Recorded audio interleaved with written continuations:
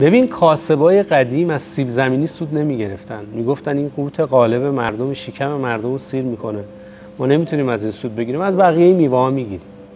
چند وقت پیش رفتم شاه عبدالعظیم، یه کاسب قدیمی است، من میرم پیش کبابیه، تا کباب و باد بزن و اینا صحبت میگن. گفتم یه چیزی به ما بگو از کاسبای قدیم به درد ما بخوره. گفت کاسبای قدیم مشتری رو دست به سر میکردن. گفتم خدایی؟ گفت آره، ولی نه مثل شما جدیدا، ما مشتری رو دست به سر میکردیم بره از رقیبمون بخره.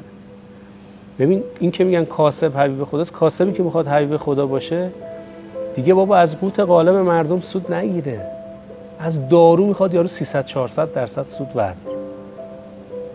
نمیدونم، نمیخوایم حالا بگیم آقا تو با سود بفروش نفروش، خودت میدونی، ولی اینکه دیگه زیر پای رقیب خالی کنی یا یه سازمان رو با یه فروش غلط رقیبو بدبخت کنی، جیگر میخواد بابا سود از خودت بزنی، از شکم خودت بزنی بذاری کف دست رقیب. این کاسب حبیب خداست. اینقدر نجنگیم ما، یه ذره هم هوای رقیبمون هم داشته باشیم به جایی بر نمیخوری، برکتش به خدا برمیگرده به خدا.